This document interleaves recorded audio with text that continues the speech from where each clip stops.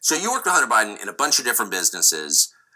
What were the specific skills that he brought to clients? Well, at the end of the day, he had a career in Washington. Yeah. Graduated Yale Law School and had a very big network in D.C. and brought that know-how and understanding of D.C. and ultimately the Biden brand. The know-how. So as far as I could tell, he wasn't doing legal work. Correct. He wasn't in the counsel's office at Burisma, right? No. So the network and the Biden brand sounds like the kind of key component of absolutely what he was bringing. Yep.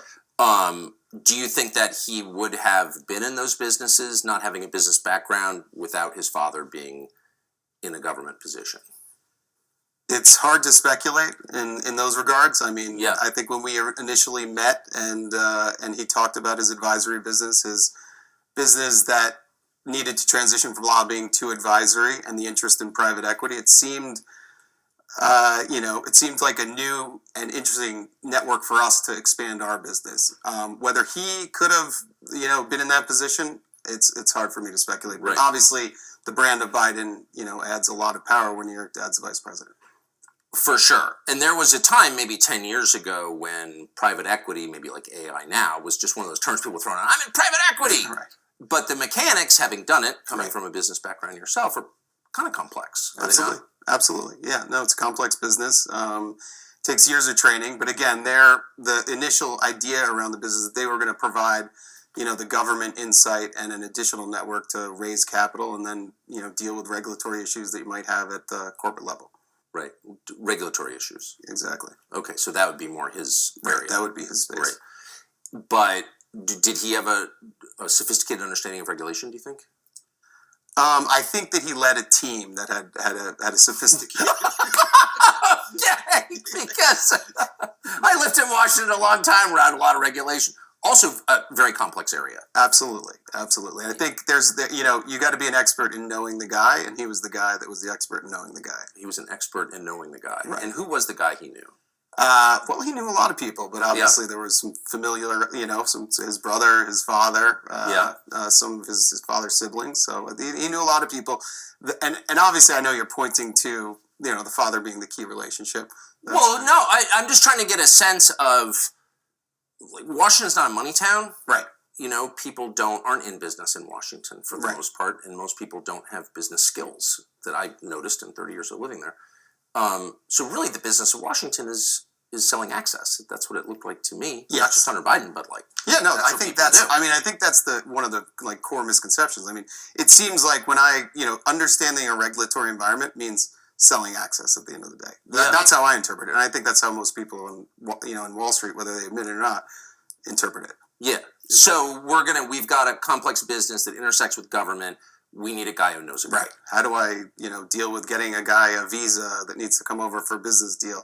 Right. Call our lobbyist that knows the guy in DHS or used to work in DHS or, in Customs and Border Patrol or the people at the embassy and state. They might be able to help. So there are very tactical elements that are regulatory and compliance and governance that you have to go through, and you got to know the guy that worked at the old agency that now has the lobbying firm that can go back to the agency and get things put to the front of the line. So the reason I'm asking this is because it's not to give the Bidens a pass, hardly, but when people say, well, there's some question about whether Hunter was trading on his father's name, if you live in Washington, that's the whole city right there. Right. I think you know the answer to that. At the end of the day, he had the best advantage to do that because of where he was. And, we thought that when we went into business, this was a great opportunity for us. So I get it. And you're not the only one who did that. Right. There were a lot of businesses. Biden's not the only son of a famous government official who's done this, right? At all. But I just wonder, when you hear people say, well, it's kind of an open question. Right. About why they hired Hunter Biden. That's pretty disingenuous, no? Right. I think at the end of it, so when you look at there are people that maybe were, sons or relatives or brother-in-laws of other high-ranking officials, but I think what we ran into and with what Hunter ran into was almost like an Icarus issue. So he got it was too close to the sun. It was too good to be true, and the connections were too close and the scrutiny too much. Yes. And it ended up destroying, it left a wake of a lot of destruction in business over a number of years. So how many, it's been reported and you have said that there were occasions when Joe Biden would call in with clients present on a speakerphone. Right. How many times do you think that happened? I mean, over a 10-year partnership, I would, the number I'm going with is 20. That's probably the amount that I kind of record. Yeah, a lot, you could say. So Joe Biden, who's very much a product of Washington, of course must have known that he was calling in to effectively a business meeting that his son was having. I mean, he must have understood that was kind of what his son was selling. Well, it's hard for me to speculate on that. But I guess my question, just to keep it to the facts, Joe Biden, then the sitting vice president, knew that there were Hunter's business associates in the room. Yeah, I think I can definitively say at particular dinners or meetings, he knew there were business associates, and or if I was there, I was a business associate too. So I think, or if any of the other colleagues from the DC office or the New York office were there. So yeah, at times there were. From the to be completely clear on the calls, I don't know if it was an orchestrated call in or not. It certainly was powerful, though, because if you're sitting with a foreign business person and you hear the vice president's voice, that's prize enough. I mean, that's pretty impactful stuff for anyone. It's been reported, and I know that it is true, that the Hunter and his brother were very close to their dad. Absolutely. Which I think is great. Yep. I've got a lot of kids. I'm very close to them. Talk to them every day. Yeah. Never called them on speaker during a business meeting. That's weird. You've got a lot of kids. You're close to them. Do you call them on speaker during business meetings? Do I call? I mean, what is that? A grown man calling his dad on a speakerphone during a business meeting? Right. And to be clear, sometimes it was the call was coming in and the speaker would go on. So it's just the presence. You have to be. I mean, you understand DC, right?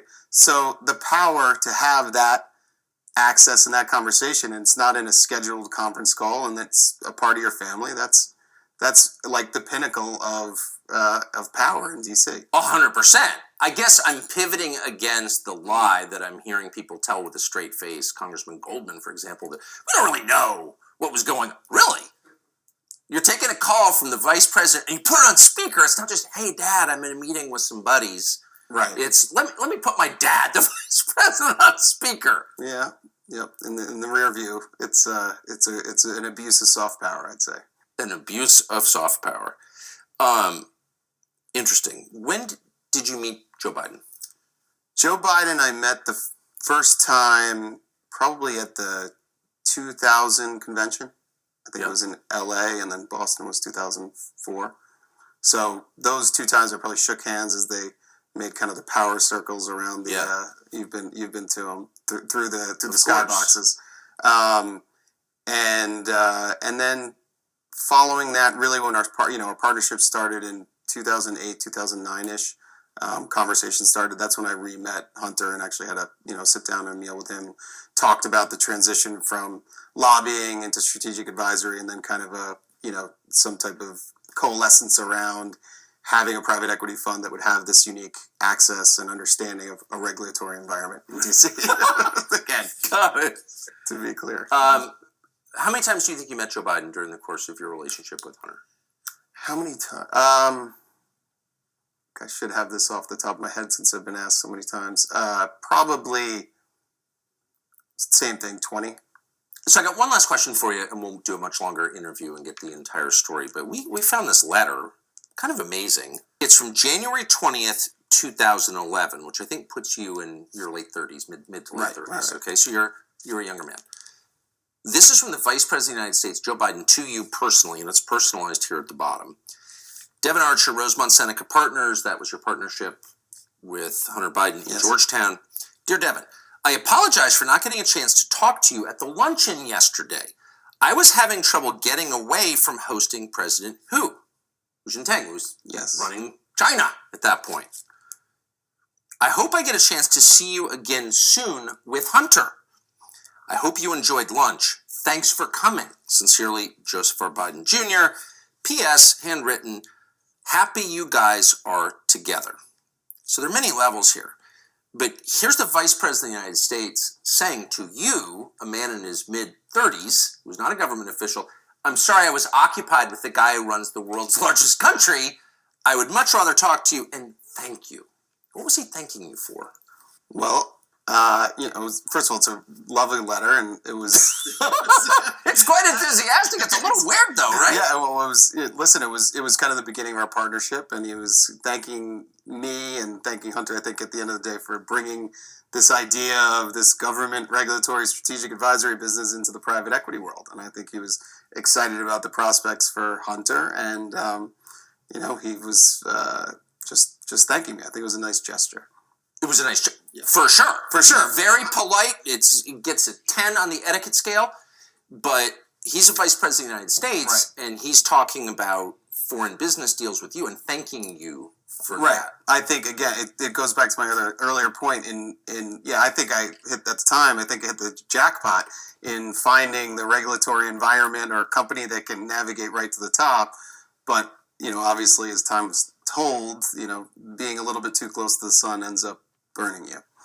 For sure. And it did you, and you suffered greatly for it. And this is not a criticism of you. I would think as a business guy, you use every advantage. These are not business guys. This is the vice president of the United States. He's not allowed to be working on businesses with foreign governments while he's vice president. I don't think. Not that I know of.